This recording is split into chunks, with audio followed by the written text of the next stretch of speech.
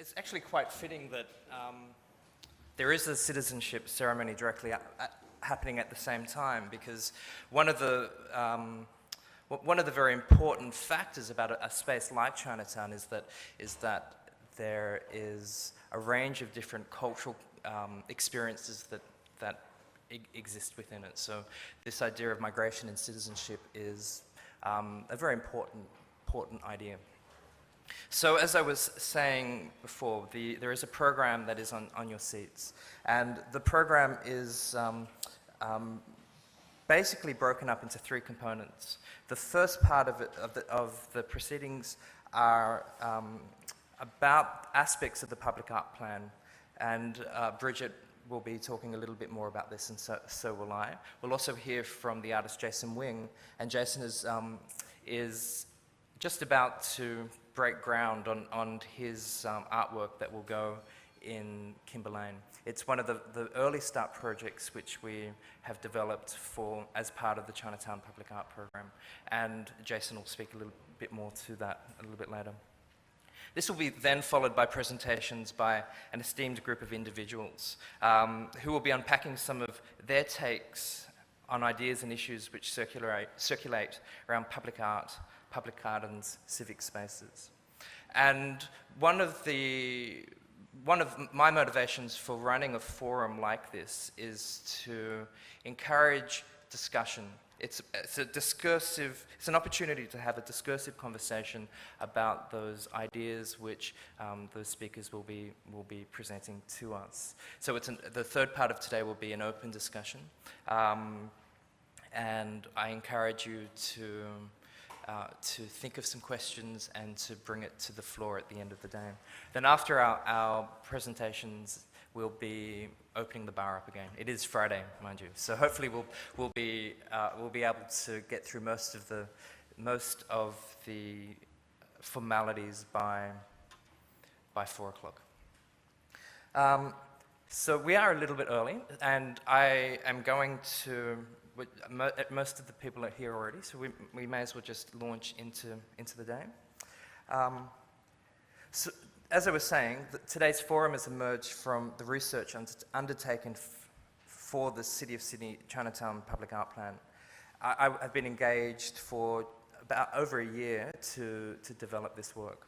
So the work really began, the way that I approached the plan is really I wanted to firstly understand the type of public art that already exists in Chinatown. So when was it made? What were the conditions by which it was made? What were the artists and the designers during these periods of time trying to articulate? Because Chinatown itself is quite an interesting space. You know, it's a symbolic space for many Chinese people, not just here in Sydney, but also nationally. Chinatowns play a very important role in demarking the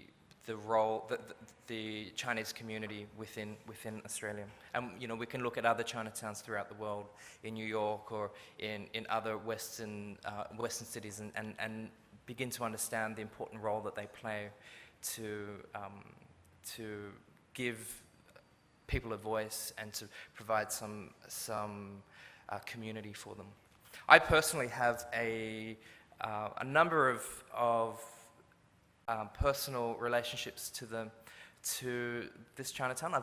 Most of my professional life I've been working in this organisation, and the site that we are talking about, Thomas Street, is actually the place where my grandmother was born. My grandmother was born on Thomas Street.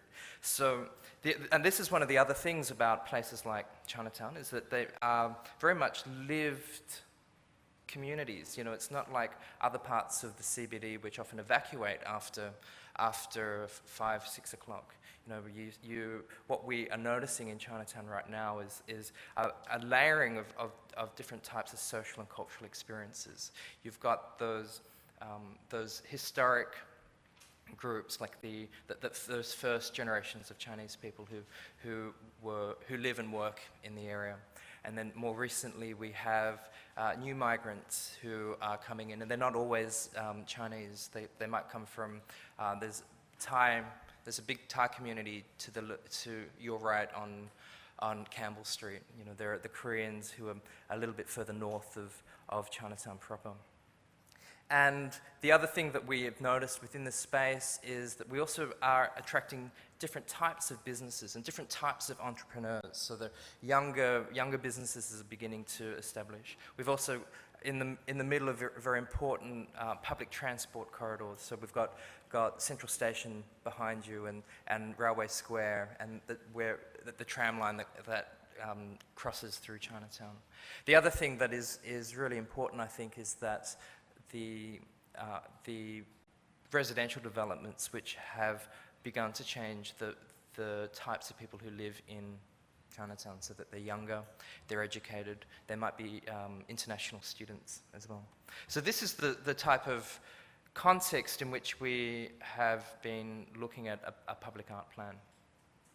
And you know, as part of the plan, we have identified a number of sites. One of those sites is the Early Start project, which Jason is working on, which is Kimber Lane, which runs directly parallel to Dixon Street. There are a number of other ones, but the one that we're going to talk about today is Thomas Street, which is earmarked as a potential pedestrian thoroughfare. So, you know, yes, we are talking about a specific site, but I want us to maybe take one step out of this so we can have a bit of a discussion, a different type of discussion. You know, and this is something I think that John Choi will talk a little bit about in his presentation, that public art serves maybe two functions. On one hand, the function of some type of civic manifestation, so it manifests different types of policies or whatever.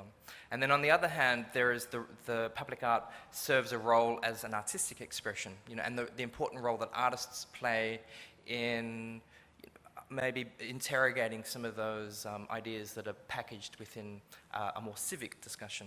And so this is where we're at. You know, one of the key principles of my plan is to ensure that artists are involved very, very early on in a discussion about this space, and to make sure that those, you know, that the artistic role, the aesthetic role that artists play is well and truly embedded within the entire process, and it doesn't come as at the end as some type of plaque or some, you know, some description about the work, but the thinking behind the work, the thinking behind the whole space might be driven by artists. So today is going to be filmed.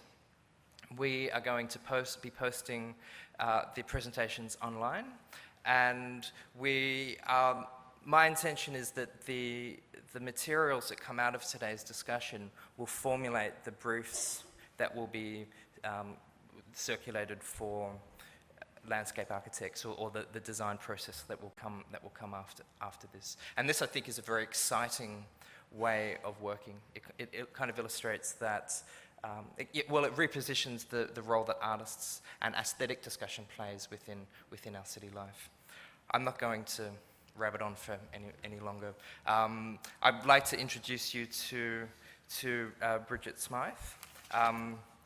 Bridget is the Director of Design for the City of Sydney, and she provides the context she'll be providing a little bit more of the context for what we've been working on. Okay, thank you, Bridget.